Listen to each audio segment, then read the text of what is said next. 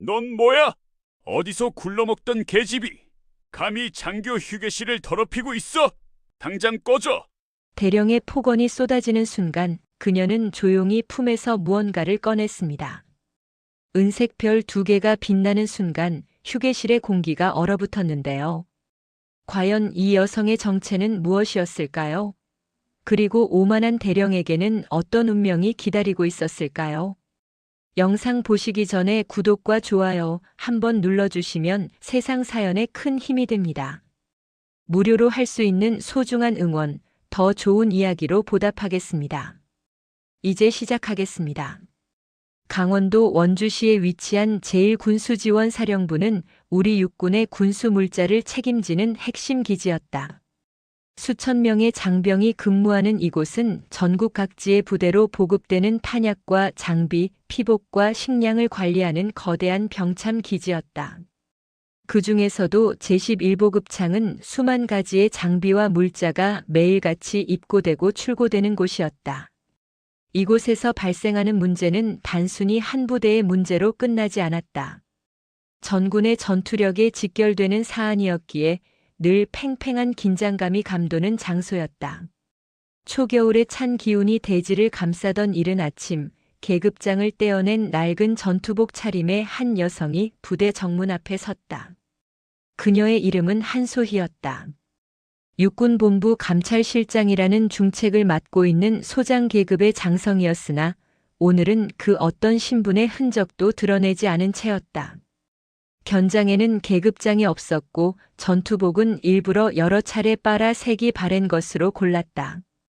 군번줄조차 제거한 상태였다. 누가 봐도 오래 근무한 부사관 정도로 보일 법한 차림이었다. 정문의 초병은 출입증을 확인하며 그녀를 힐끗 쳐다봤다. 한소희는 감찰실에서 미리 준비해둔 가짜 신분의 출입증을 건넸다. 제1군수사령부 소속 계약직 행정병으로 위장한 서류였다. 초병은 별다른 의심 없이 출입증을 확인하고 경례를 생략한 채 통과시켰다. 계급장이 없는 민간인 신분이었기 때문이다. 한소희는 담담한 표정으로 정문을 통과했다. 그 순간 그녀의 눈빛이 순간적으로 날카롭게 변했다가 이내 다시 평범한 모습으로 돌아왔다. 부대 안으로 들어서자 넓은 막사 건물들이 줄지어 늘어서 있었다. 새벽 점호를 마친 병사들이 각자의 작업장으로 이동하고 있었다.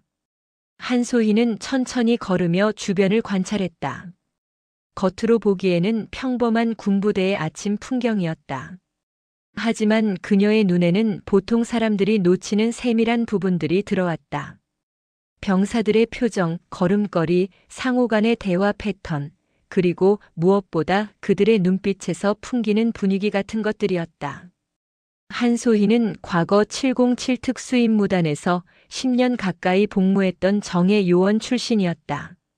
대테러 작전과 특수 침투 임무를 수행하며 단련된 그녀의 관찰력은 일반 장교들과는 차원이 달랐다. 적진에 잠입하여 정보를 수집하고 단 한 번의 실수도 용납되지 않는 극한의 환경에서 생존해 온 경험이 그녀를 만들었다. 지금 이 순간에도 그녀는 마치 적진에 잠입한 공작원처럼 기척을 죽이고 기민하게 움직이며 부대의 구석구석을 살폈다.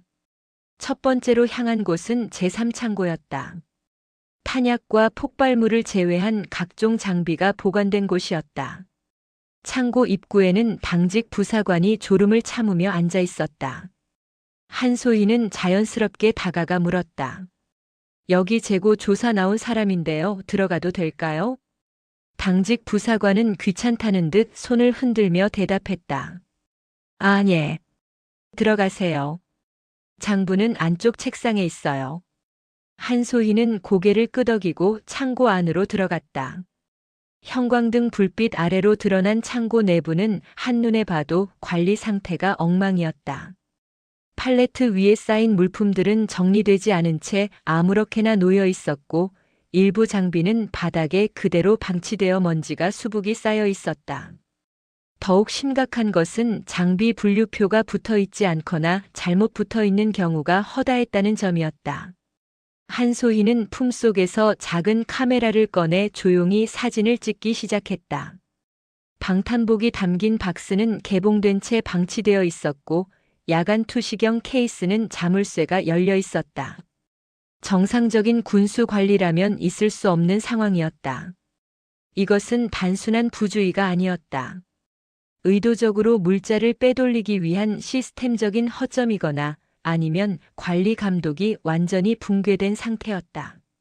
창고를 나온 한소희는 다음으로 병사들의 생활관 주변을 돌았다. 아침 식사를 마치고 나오는 병사 몇 명과 마주쳤다. 그들의 얼굴은 수척했고 눈가에는 피로가 가득했다.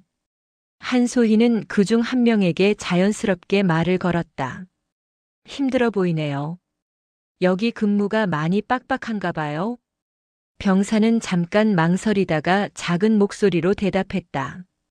그냥 원래 군대가 다 그런 거 아니겠어요. 그는 더 이상 말을 잇지 않고 고개를 숙인 채 자리를 떠났다. 하지만 그 짧은 순간 한소희는 병사의 눈빛에서 뭔가를 읽어냈다. 두려움이었다. 단순히 군 생활이 힘들어서 생기는 피로가 아니라 무언가를 말하고 싶지만 말할 수 없는 억압된 공포였다. 오전 내내 한소희는 부대 곳곳을 돌아다녔다. 정비창, 피복고, 급양대, 행정반까지 샅샅이 살폈다. 그녀의 날카로운 눈은 창고 구석에 방치된 장비들, 제대로 작성되지 않은 장부들, 그리고 병사들의 수척한 얼굴과 지친 눈빛을 하나하나 기록해 나갔다. 특히 주목한 것은 장비 반출입 기록이었다. 입고 수량과 출고 수량이 맞지 않는 경우가 빈번했고 일부 고가 장비의 경우 아예 기록 자체가 누락되어 있었다. 점심시간이 되자 한소희는 병사 식당으로 향했다. 민간인 신분으로 위장했기에 식당 이용이 가능했다. 배식을 받아 구석 자리에 앉아 주변을 관찰했다. 병사들은 대부분 말없이 식사를 했다. 일반적인 군부대라면 식사 시간만큼은 병사들이 서로 농담을 주고받으며 잠시나마 긴장을 푸는 시간이다. 하지만 이곳의 분위기는 달랐다.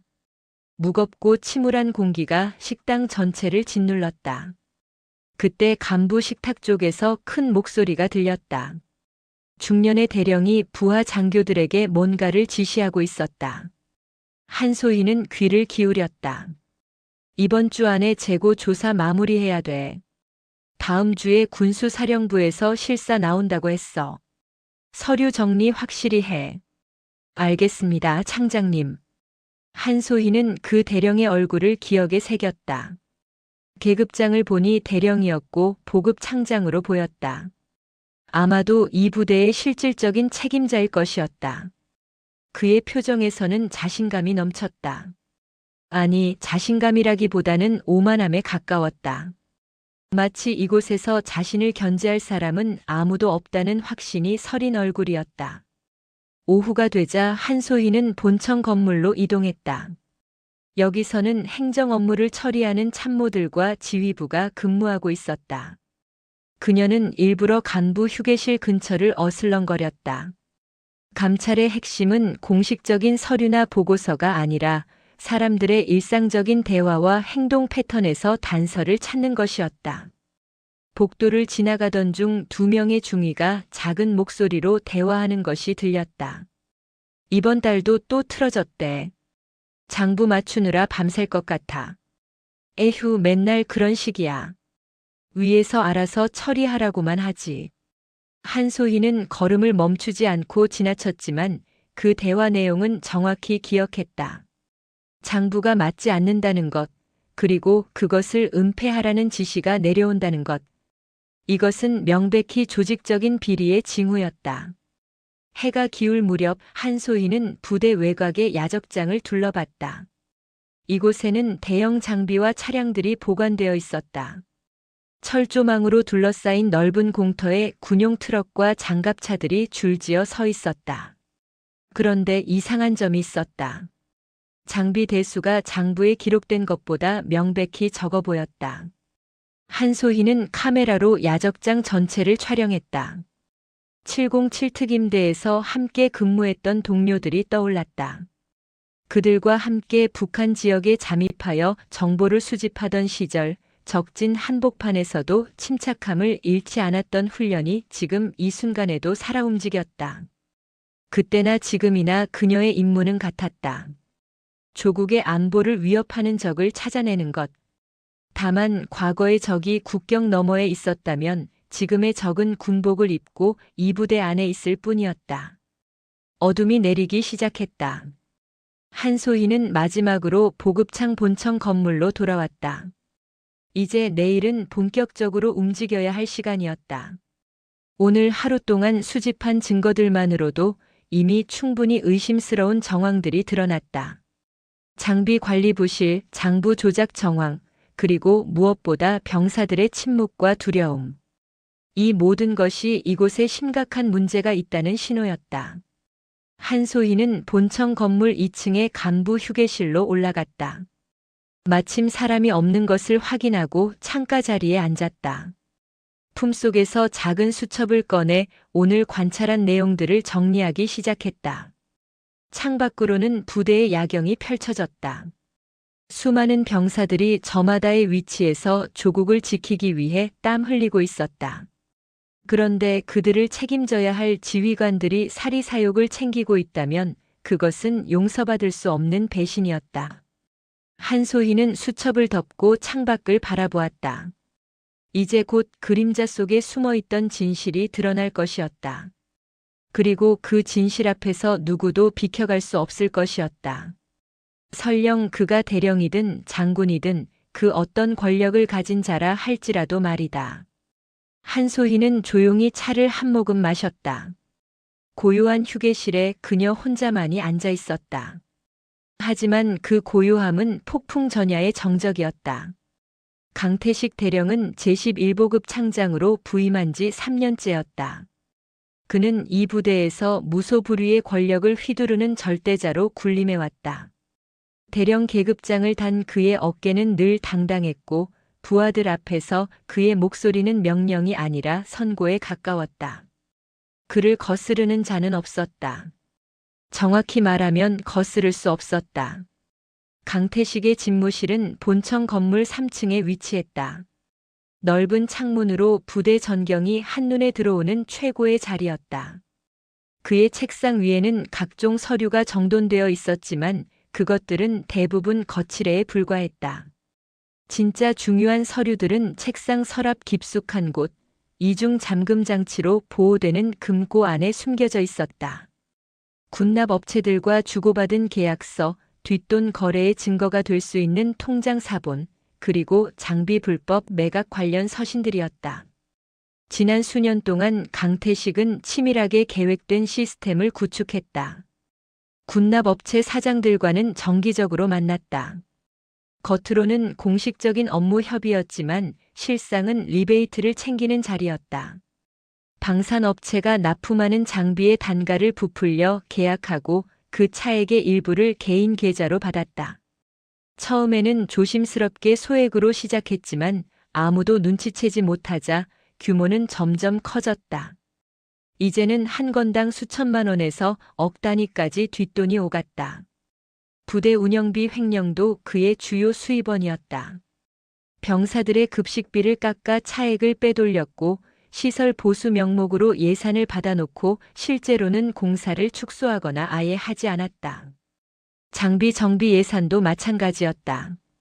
서류상으로는 정비를 완료한 것으로 처리하지만 실제로는 부품을 교체하지 않거나 저급 부품으로 대체했다. 그렇게 아낀 돈은 고스란히 그의 주머니로 들어갔다. 강태식의 부정축제는 이미 10억 원을 훌쩍 넘어선 상태였다. 그는 서울 강남에 아파트를 2채 매입했고 부인 명의로 고급 외제차를 구입했다. 자녀들은 해외 유학을 보냈다. 모두 대령 봉급으로는 불가능한 생활이었지만 그는 교묘하게 자산을 분산시켜 겉으로는 드러나지 않게 했다. 하지만 이 모든 것을 유지하기 위해서는 철저한 입막음이 필요했다.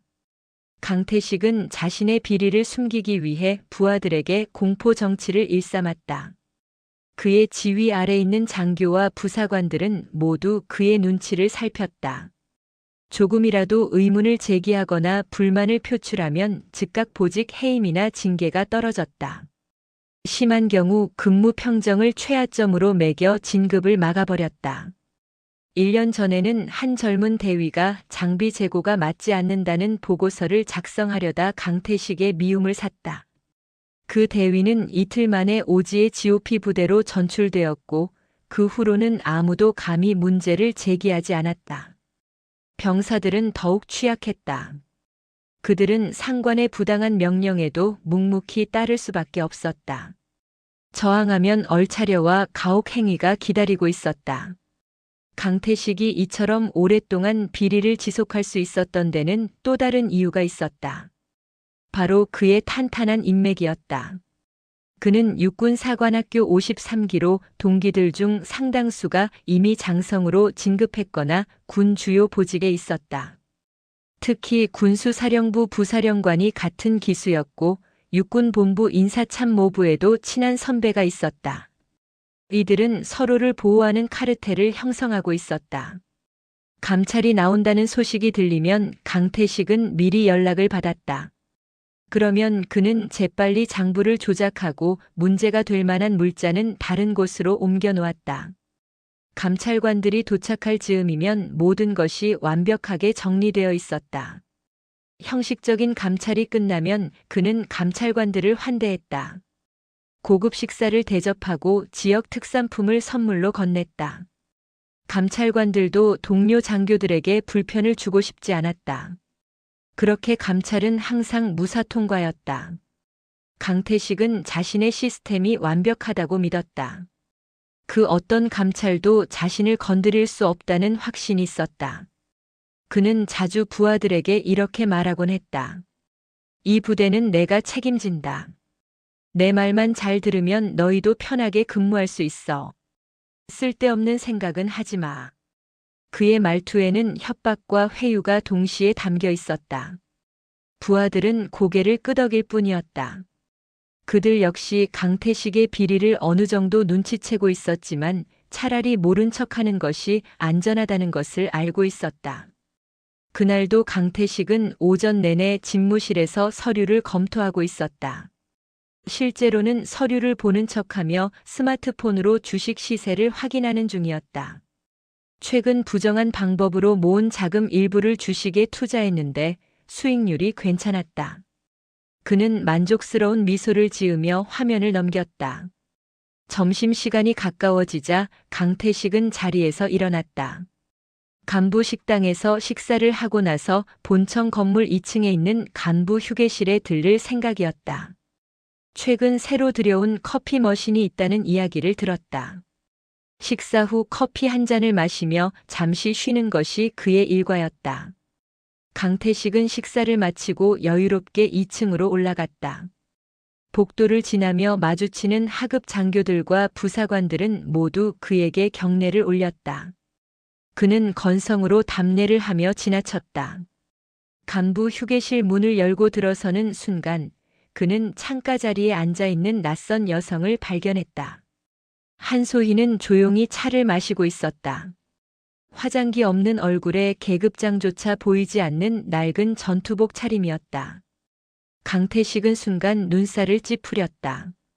이곳은 장교 전용 휴게실이었다. 계급장이 없는 사람이 무슨 자격으로 여기에 있는가? 더욱이 여성이라니. 그는 부대 밖에서 온 계약직 직원이거나 누군가의 지인 정도로 생각했다. 평소 거만함이 몸에 밴 강태식은 낯선 여성을 향해 불쾌한 시선을 보냈다. 그는 휴게실 안으로 들어서며 큰 소리로 물었다. 여기가 어디라고 아무나 들어와 있어? 한소희는 천천히 고개를 돌려 그를 바라봤다. 그녀의 눈빛은 담담했지만 그 속에는 강태식이 읽을 수 없는 무언가가 있었다. 그녀는 잠시 침묵하다가 조용히 대답했다. 무슨 용무이신지요? 강태식은 그 차분한 말투에 오히려 더 화가 났다. 자신이 대령 계급장을 달고 있는데 계급장도 없는 여자가 감히 반말도 아니고 존댓말로 맞받아치다니. 그것도 용무를 묻는다는 게 기가 찼다. 그는 한 걸음 더 다가가며 목소리를 높였다. 용무, 내가 용무를 말해야 돼? 여기는 장교 휴게실이야. 당신 계급이 뭐야? 어느 부서 소속이고?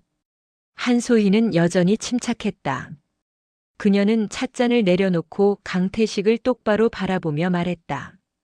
저는 제자리에 앉아 있을 뿐입니다. 그 말에 강태식의 얼굴이 붉어졌다.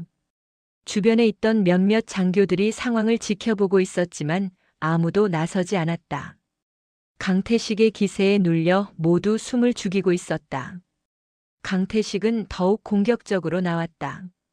제자리? 여기가 당신 자리야?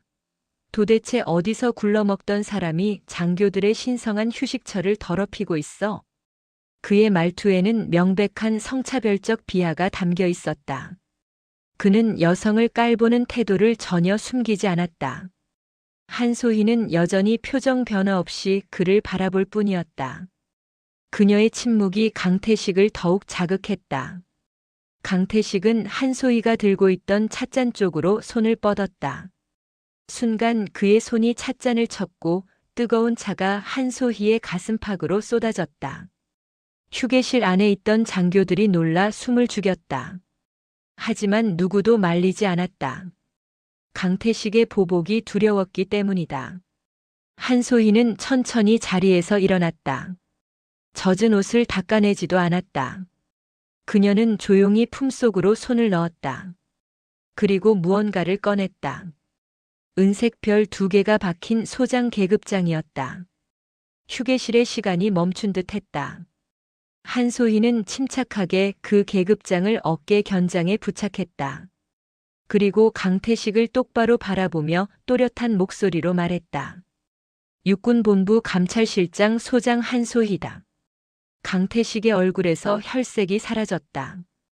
그의 입이 벌어졌지만 아무 소리도 나오지 않았다. 주변의 장교들은 경악하며 즉시 부동자세로 굳어버렸다. 휴게실 안의 공기가 얼어붙었다. 소장. 그것도 육군본부 감찰실장. 강태식이 가장 두려워하던 존재가 바로 눈앞에 서 있었다. 강태식의 2 다리가 후들거렸다. 방금까지 자신이 무시하고 폭언을 퍼부었던 여성이 소장이라니. 그것도 육군본부 감찰실장이라니. 그의 머릿속이 하얗게 변했다. 감찰실장은 전군의 기강과 군기를 책임지는 직책이었다. 육군 내에서 그 누구도 함부로 할 수 없는 존재였다. 설령 같은 소장이라 할지라도 감찰실장의 권한은 특별했다. 그는 육군 참모총장의 직접적인 지휘를 받으며 모든 부대에 대한 감찰권을 행사할 수 있었다. 강태식은 황급히 차례 자세를 취하려 했지만 몸이 제대로 움직이지 않았다. 그의 손은 떨렸고 입술은 바짝 말라 있었다. 한소희는 그런 그를 차갑게 내려다봤다. 그녀의 눈빛에는 분노나 흥분 같은 감정이 보이지 않았다. 오히려 지극히 냉정하고 차분했다. 그것이 더욱 공포스러웠다. 감정에 휩싸인 상관은 설득하거나 무마할 여지라도 있지만 철저히 이성적인 상관은 어떤 변명도 통하지 않는 법이었다. 한소희는 젖은 전투복을 한번 내려다본 후 다시 강태식을 바라봤다. 그녀의 목소리는 낮았지만 휴게실 구석구석까지 또렷하게 들렸다. 강태식 대령. 지금 내가 누군지 알았으니 할 말이 있겠지? 강태식은 목구멍이 막힌 듯 말이 나오지 않았다. 그는 몇 번 헛기침을 하며 간신히 입을 열었다. 소장님. 제가 정말 몰랐습니다. 계급장이 없으셔서 민간인으로. 민간인이면 함부로 대해도 되는가? 한소희의 반문에 강태식은 할 말을 잃었다. 그녀의 말이 정확했다. 설령 민간인이었다 하더라도 군 간부가 그렇게 폭언하고 폭력을 행사할 이유는 없었다. 강태식은 이마에 땀이 송글송글 맺히는 것을 느꼈다. 그는 다급하게 변명을 이었다. 죄송합니다. 제가 실수했습니다. 부디 용서해 주십시오. 한소희는 대답 대신 천천히 휴게실을 둘러봤다. 그곳에 있던 5명의 장교들은 모두 부동자세로 얼어붙어 있었다. 그들의 얼굴에는 충격과 두려움이 역력했다. 한소희는 그들을 향해 말했다. 여기 계신 분들은 방금 상황을 모두 목격했다. 제11보급 창장 강태식 대령이 신원 미상의 인물에게 폭언과 폭행을 가한 사실을 말이다. 각자 소속과 계급, 성명을 밝히고 목격 경위를 서면으로 작성하여 오늘 중으로 제출하도록. 예, 알겠습니다. 장교들은 일제히 큰 소리로 대답했다. 그들은 강태식의 눈치를 볼 여유조차 없었다. 소장의 명령 앞에서 대령의 권위는 아무런 의미가 없었다. 한소희는 다시 강태식에게 시선을 돌렸다. 강 대령, 당신은 지금 당장 집무실로 복귀하여 모든 업무를 중단하고 대기하시오. 앞으로의 일정과 조치는 추후 통보하겠다. 소장님, 제가 정말 명령을 들었으면 실행하시오. 한소희의 목소리에는 타협의 여지가 없었다. 강태식은 더 이상 항변할 수 없었다. 그는 비틀거리며 경례를 올리고 휴게실을 빠져나갔다. 그의 뒷모습은 초라했다. 방금까지 거만하게 굴던 그 대령의 모습은 온데간데 없었다. 휴게실 문이 닫히자 한소희는 남은 장교들을 다시 한번 훑어봤다. 그들은 여전히 긴장한 표정이었다. 그녀는 잠시 침묵하다가 입을 열었다. 여러분이 지금까지 이 부대에서 목격한 것들이 있을 것이다. 부당한 일, 불법적인 일, 도저히 납득할 수 없는 일들 말이다. 하지만 말하지 못했겠지.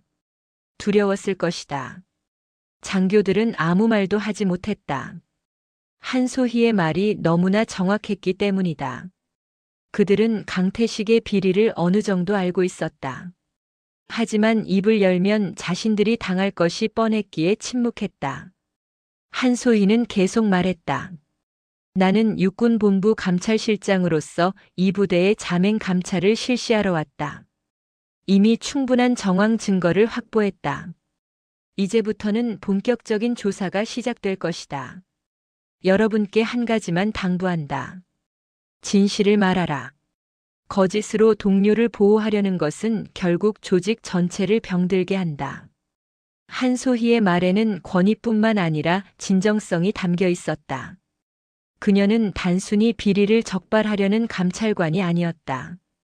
진정으로 군의 기강을 바로 세우고 부당하게 고통받는 이들을 구하려는 의지가 느껴졌다. 한 명의 소령이 조심스럽게 입을 열었다. 소장님, 저희가 알고 있는 것을 말씀드려도 보복은 없을까요? 한소희는 그 소령을 똑바로 바라봤다. 내가 여기 있는 한 진실을 말한 사람에게 어떤 보복도 용납하지 않겠다. 이것은 내 개인의 약속이 아니라 대한민국 육군 감찰실장으로서의 공식적인 보장이다. 그 말에 장교들의 긴장이 조금 풀렸다. 그들은 처음으로 희망을 보았다. 강태식의 오랜 공포 정치에서 벗어날 수 있다는 희망이었다. 한소희는 그들에게 각자의 자리로 돌아가라고 지시했다. 장교들은 경례를 하고 하나둘 휴게실을 빠져나갔다.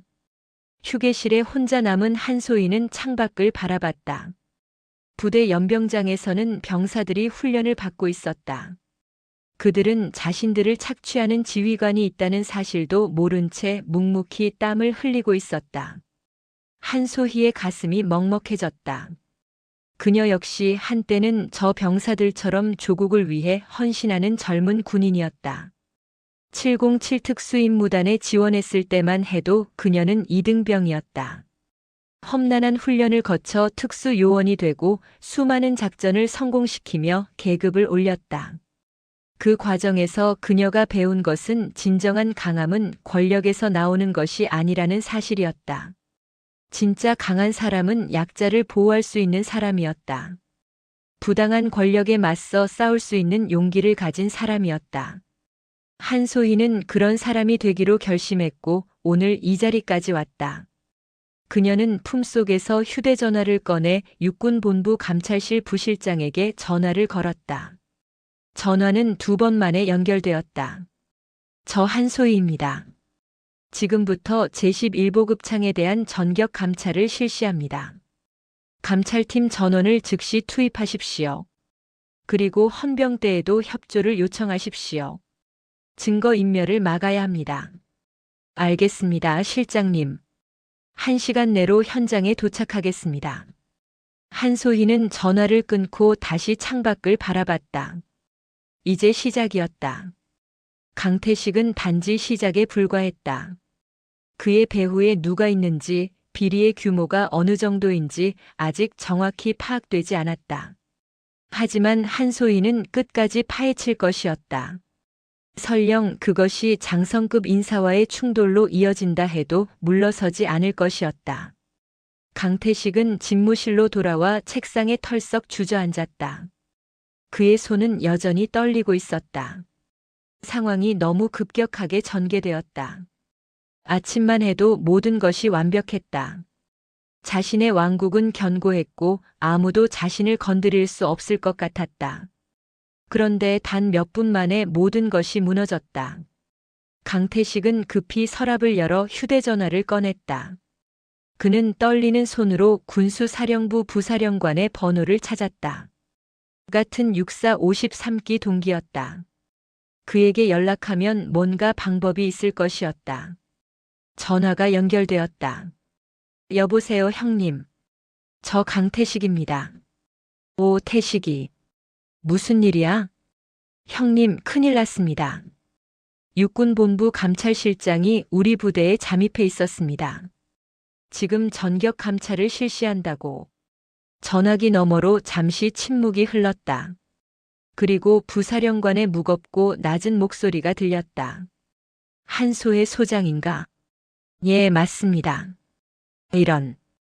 그 사람이 움직였다면 이미 상당한 증거를 확보했을 거야. 태식아, 나도 어쩔 수 없다. 한소의 소장은 내가 건드릴 수 있는 사람이 아니야. 707 출신에다가 참모총장의 전폭적인 신임을 받고 있어. 미안하지만 내가 알아서 해야 할 것 같다. 형님, 제발 좀 도와주십시오. 형님이 안 도와주시면. 태식아, 내가 도우려다가 나까지 물리면 안 되잖아. 내가 지금까지 뭘 했는지 나도 어느 정도 알아. 솔직히 말해서 내가 너무 무리했어.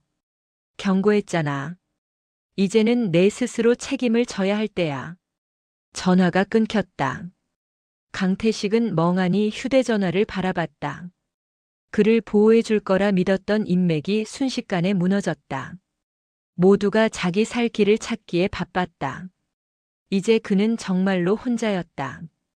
강태식의 눈앞이 캄캄해졌다. 그는 책상에 이마를 대고 신음했다. 1시간 후 육군본부 직할 감찰팀 15명이 헬기를 타고 제11보급창에 도착했다. 그들은 한소의 소장의 지휘 아래 즉각 부대 봉쇄 조치를 취했다. 모든 출입이 통제되었고 주요 보직자들의 집무실과 창고가 압수수색 대상이 되었다. 본격적인 감찰이 시작된 것이었다. 육군본부 직할 감찰팀은 한소의 소장의 철저한 지휘 아래 제11보급창 전체를 대상으로 전격적인 압수수색에 착수했다.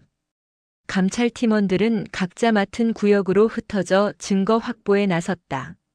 창고와 사무실, 차량과 장비 그리고 각종 문서와 전산 자료까지 샅샅이 조사했다. 부대 전체가 긴장감에 휩싸였다.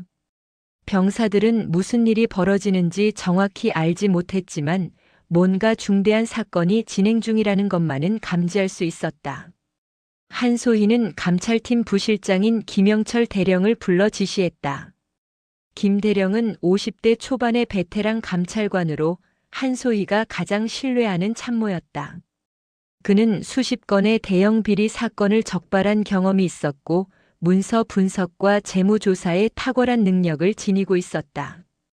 김 대령. 강태식 대령의 집무실과 개인 물품을 최우선으로 수색하십시오. 특히 금융 관련 서류와 전자기기를 빠짐없이 확보하십시오. 알겠습니다, 실장님. 김영철 대령은 감찰팀원 4명을 이끌고 강태식의 집무실로 향했다. 강태식은 이미 헌병의 감시 아래 별도의 공간에 격리되어 있었다. 그는 변호사 선임권과 진술 거부권을 고지받은 상태였지만 아직 공식적인 조사는 시작되지 않았다. 한소희는 먼저 물증을 확보한 후 본격적인 조사에 들어갈 계획이었다. 감찰팀이 집무실 문을 열었을 때 강태식의 책상은 깔끔하게 정리되어 있었다. 하지만 김영철 대령의 눈에는 그것이 오히려 수상했다. 너무 깔끔한 것은 증거인멸을 시도했을 가능성을 시사했다. 그는 팀원들에게 지시했다. 책상 서랍부터 열어보십시오. 컴퓨터는 즉시 압수하고 파일 복구 전문가를 불러 삭제된 데이터를 복원하십시오.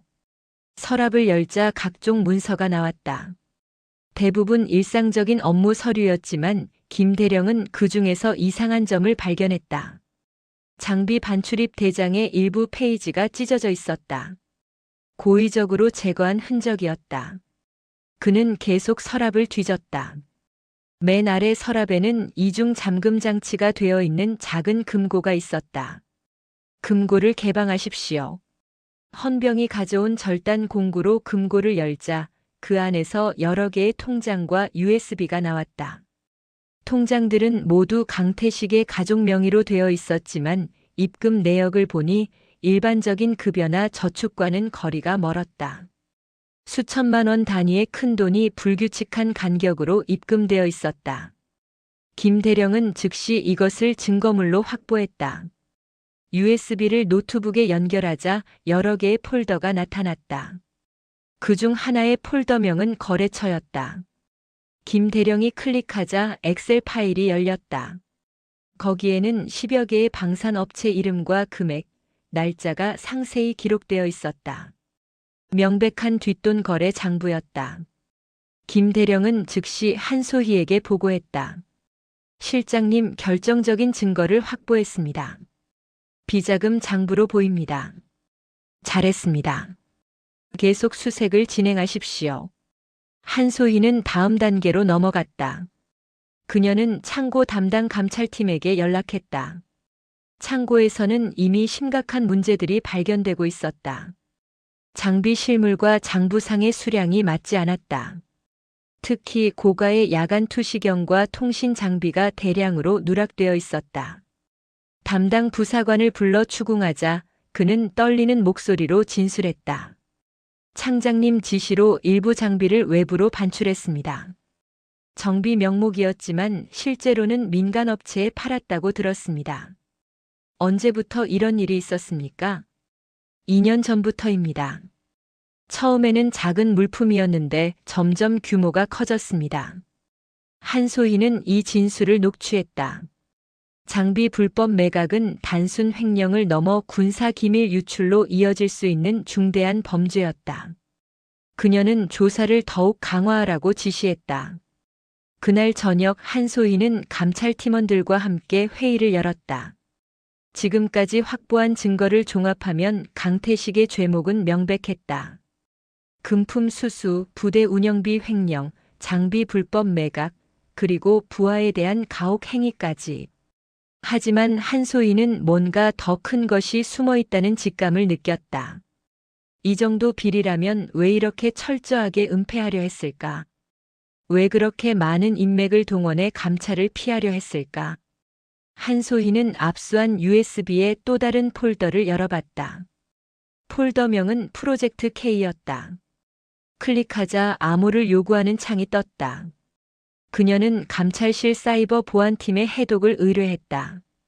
2시간 후 보안팀으로부터 연락이 왔다. 실장님, 암호를 해독했습니다. 파일을 전송하겠습니다. 한소희의 노트북으로 파일이 전송되었다. 그녀가 파일을 열자 눈앞에 충격적인 내용이 펼쳐졌다. 그것은 차세대 전차의 핵심 장갑 기술 설계 도면이었다. 우리 군이 10여 년에 걸쳐 개발한 최첨단 기술이었다. 그런데 그 도면이 왜 보급 창장의 USB에 들어있는가? 한소희는 재빨리 문서를 분석했다.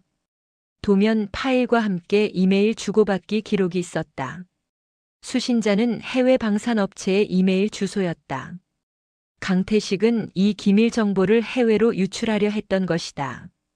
이것은 단순한 군수품 비리가 아니었다. 국가 안보를 위협하는 중대한 반역 행위였다. 한소희의 표정이 굳어졌다. 그녀는 즉시 국방부 기무사령부에 보고했다. 기무사 정보처장입니다. 한소의 소장입니다. 긴급 보고 드립니다. 제11보급 창에서 차세대 전차 기술 유출 정황을 포착했습니다. 즉각 합동 조사가 필요합니다. 알겠습니다. 즉시 요원을 파견하겠습니다. 한소희는 전화를 끊고 깊이 생각에 잠겼다. 강태식 같은 보급 창장이 혼자서 그런 기밀 정보에 접근할 수 있을까? 불가능했다. 누군가 더 높은 위치에 있는 인물이 배후에 있을 것이었다. 그녀는 파일을 더 면밀히 살폈다. 이메일 내용 중 한 문장이 눈에 들어왔다. 이 중장님께서 약속하신 대로 대금을 준비해 주시기 바랍니다. 이 중장. 한소희는 그 이름을 추적하기 시작했다. 감찰실 데이터베이스를 뒤진 결과 한 명의 인물이 떠올랐다. 예비역 중장 이정훈. 그는 3년 전 전역한 후 현재 대형 방위산업체의 고문으로 재직 중이었다. 강태식과는 같은 육사 출신으로 현역 시절 군수사령부에서 근무한 경력이 있었다. 그의 인맥을 이용하면 기밀 정보에 접근하는 것이 불가능하지 않았다. 한소희는 707 특수임무단 시절 함께 생사를 넘나들었던 요원들을 떠올렸다. 그들 중 일부는 지금도 정보기관에서 활동하고 있었다.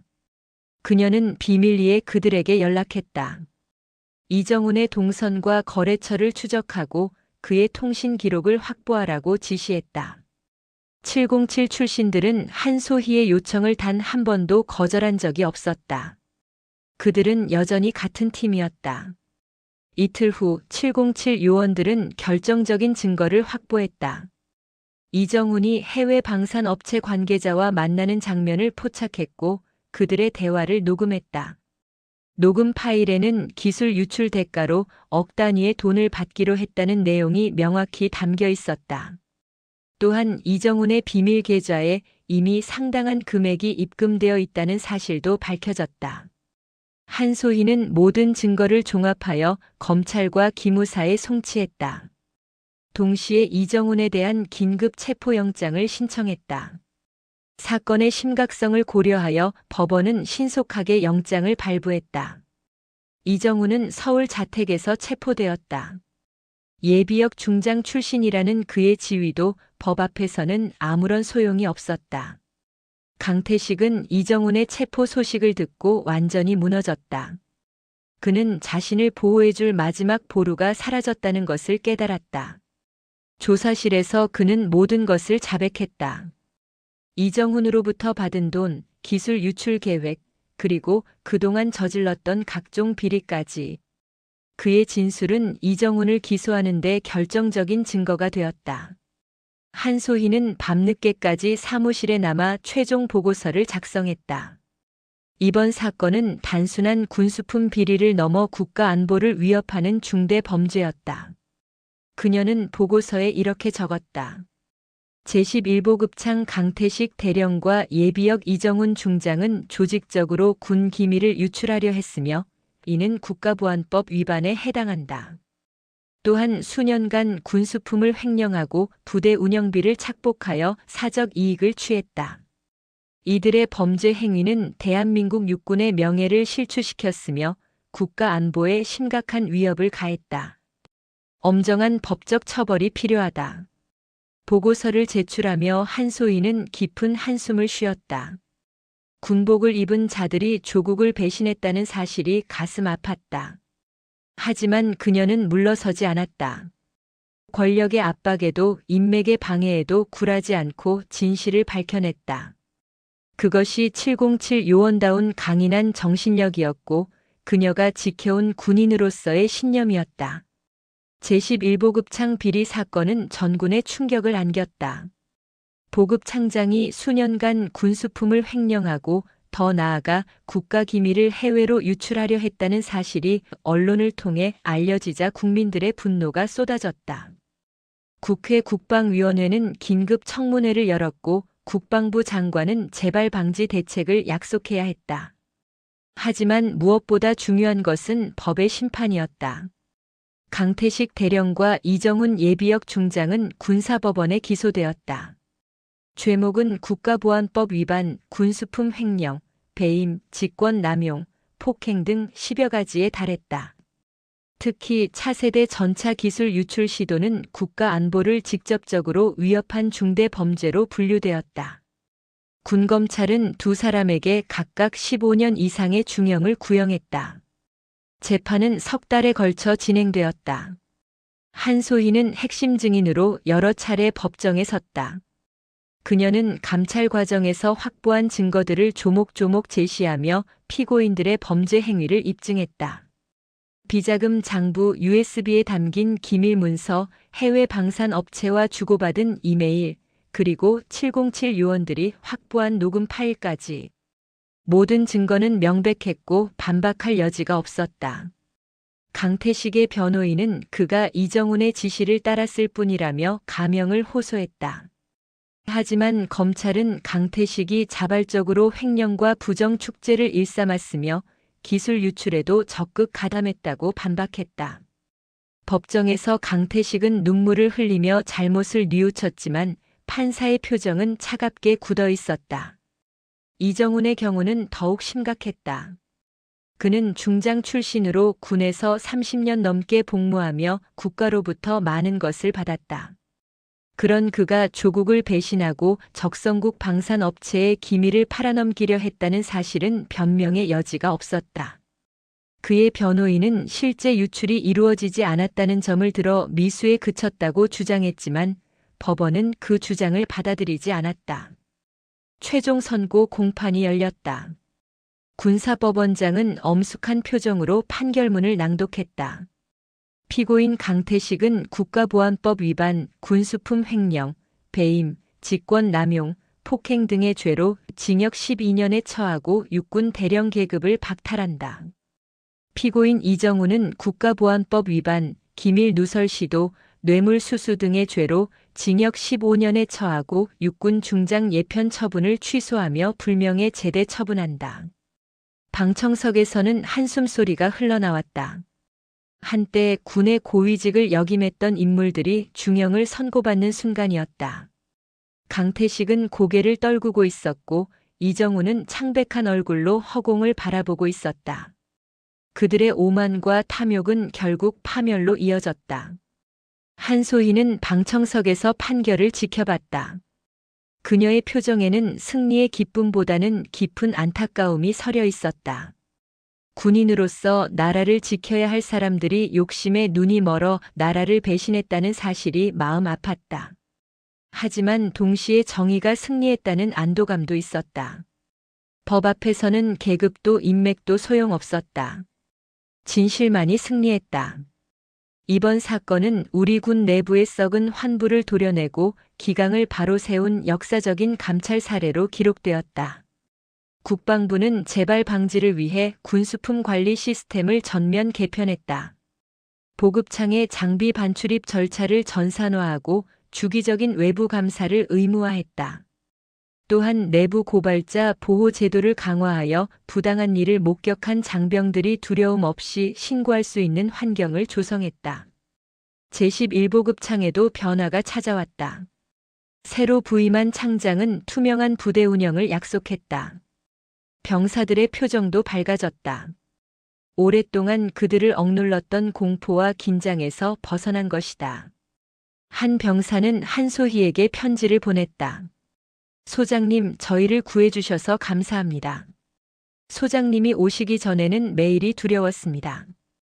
하지만 이제는 당당하게 군 생활을 할 수 있습니다.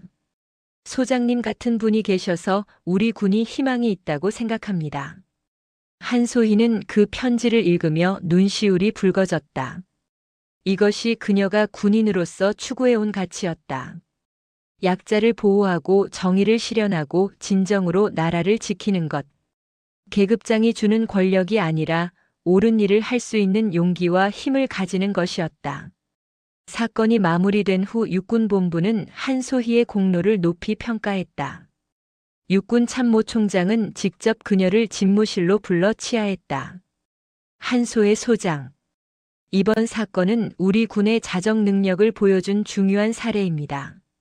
소장의 탁월한 지휘력과 헌신적인 노력이 없었다면 이런 성과를 거두기 어려웠을 것입니다. 국가와 군에 큰 공헌을 했습니다. 감사합니다, 총장님. 제 임무를 다했을 뿐입니다. 소장의 공적을 인정하여 육군본부는 파격적인 결정을 내렸습니다. 참모총장은 잠시 말을 멈췄다가 엄숙하게 이어갔다. 한소의 소장을 중장으로 진급시키기로 했습니다. 여성 군인으로서는 처음 있는 일입니다. 소장은 이제 더 큰 책임을 맡게 될 것입니다. 우리 육군의 정기를 바로 세우는 역할을 계속해 주기 바랍니다. 한소희는 순간 말문이 막혔다. 중장. 은색별 3개. 그것은 군단장이나 군사령 관급의 보직이었다. 여성으로서 이 계급에 오른다는 것은 상상하기 어려운 일이었다. 그녀는 깊이 고개 숙여 경례했다. 막중한 책임을 주셨습니다. 부끄럽지 않도록 최선을 다하겠습니다. 진급 발표가 나자 전군이 들썩였다. 한소희의 이름은 모르는 장병이 없었다. 707 특수임무단 출신의 전설적인 요원이자 부패와 비리를 척결한 감찰실장. 그리고 이제 여성 최초의 중장. 그녀는 많은 여군 장교들에게 희망과 롤모델이 되었다. 군에서도 능력과 헌신으로 최고의 자리에 오를 수 있다는 것을 보여준 살아있는 증거였다. 진급 신고식이 계룡대 육군본부에서 거행되었다. 식장에는 국방부 장관을 비롯해 육군 주요 지휘관들이 참석했다. 한소희는 새로운 중장 계급장을 달고 단상에 올랐다. 은색 별 3개가 그녀의 어깨에서 빛났다. 그녀는 참석자들을 향해 또렷한 목소리로 말했다. 대한민국 육군 중장 한소희입니다. 오늘 이 자리에 서기까지 많은 분들의 도움이 있었습니다. 저를 믿고 지지해 주신 동료들, 함께 생사를 넘나들었던 707 전우들, 그리고 무엇보다 진실을 지키기 위해 용기를 낸 모든 장병들께 감사드립니다. 한소희는 잠시 숨을 고르고 이어갔다. 군인의 본분은 나라를 지키는 것입니다. 그러나 외부의 적만 경계해서는 안 됩니다. 내부의 부패와 비리, 부정의와 불법이야말로 우리 군의 전투력을 갉아먹는 진짜 적입니다. 저는 앞으로도 이 적들과 싸울 것입니다. 그녀의 목소리에는 흔들림이 없었다. 조국을 위해 헌신하는 진정한 군인들의 명예를 지키기 위해, 그리고 이 나라의 안녕과 평화를 지키기 위해 저는 끝까지 싸우겠습니다. 설령 그것이 더 큰 권력과의 충돌을 의미한다 해도 물러서지 않겠습니다. 이것이 제가 중장 계급장을 달고 이 자리에 선 이유이며 앞으로 제가 걸어갈 길입니다. 식장에는 우레와 같은 박수가 터져 나왔다. 한소희의 연설은 단순한 형식적인 인사말이 아니었다. 그것은 부패와 싸우겠다는 선전포고였고 정의를 지키겠다는 굳은 다짐이었다. 참석자들은 모두 그 진정성을 느낄 수 있었다. 신고식이 끝난 후 한소희는 홀로 육군본부 옥상에 올랐다. 계룡대의 넓은 벌판이 한눈에 내려다 보였다. 저 멀리 훈련장에서는 병사들이 구보를 하고 있었다. 한소희는 그들을 바라보며 생각했다. 저 젊은이들이 안심하고 나라를 지킬 수 있는 군대를 만들어야 한다. 부패한 지휘관의 횡포에 시달리지 않고 정당한 대우를 받으며 자부심을 가지고 복무할 수 있는 군대 말이다. 그녀는 어깨의 중장 계급장을 만져봤다. 무거운 책임이었지만 기꺼이 짊어지고 갈 것이었다. 한소희는 다시 한번 다짐했다. 더 높은 곳에서 더 넓은 시야로 조국의 안녕과 평화를 지키는 철의 장군이 되겠다고. 그리고 그 길 위에서 만나는 부정과 불의에는 결코 타협하지 않겠다고. 저녁 노을이 계룡대를 물들이고 있었다. 한소의 중장은 경내 자세로 섰다. 그녀의 그림자가 길게 드리워졌다. 그것은 더 이상 자맹하는 그림자 감찰관의 모습이 아니었다. 대한민국 육군을 이끌어갈 당당한 장군의 모습이었다. 오늘 이야기 어떠셨나요? 진정한 용기란 높은 계급장에서 나오는 것이 아니라 옳지 않은 일 앞에서 침묵하지 않는 마음에서 비롯됩니다. 권력은 언젠가 사라지지만 정의를 위해 싸운 이의 이름은 역사에 남습니다. 여러분도 부당함을 목격했을 때 외면하지 마세요. 작은 용기 하나가 세상을 바꿀 수 있습니다. 오늘도 당당하게 떳떳하게 살아가시길 바랍니다. 다음 이야기에서 또 만나요. 영상이 재미있으셨다면 구독과 좋아요, 댓글까지 부탁드리고 오늘도 건강하고 행복한 하루 되시길 바랍니다.